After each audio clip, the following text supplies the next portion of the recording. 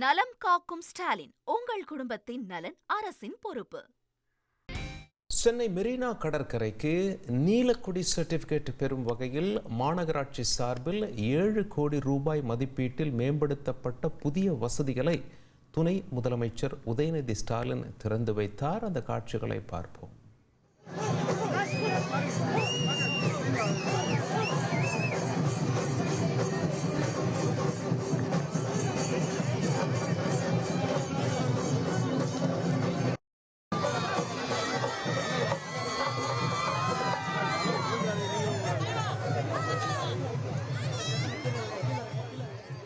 செய்தியாளர் ராமச்சந்திரன் இணைகிறார். ராமச்சந்திரன், நீலக்கொடி சர்டிபிகேட் என்றால் என்ன? வணக்கம். சென்னை மெரினா கடற்கரையில் சர்வதேச தரத்தில் நீலக்கொடி கடற்கரை சான்றிற்கான மேம்படுத்தப்பட்ட பணிகளை இத்தொகுதியின் எம்எல்ஏவும் துணை முதலமைச்சருமான திரு உதயநிதி ஸ்டாலின் துவக்கி வைத்துள்ளார். குறிப்பாக சென்னை மெரினா கடற்கரைக்கு நீலக்கொடி சான்றிதழ் பெற மாநகராட்சி சார்பில் 7.31 கோடி ரூபாயில் பணிகள் நடைபெற்று வருகிறது.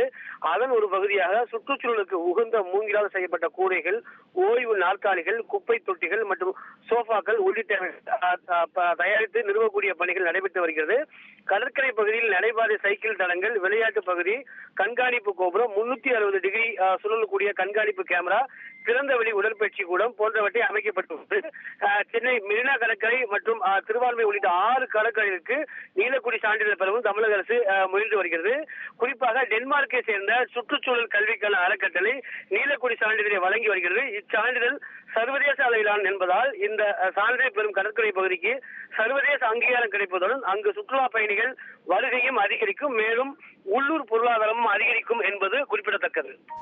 உங்களுடைய தகவல்களுக்கு நன்றி ராமச்சந்திரன்.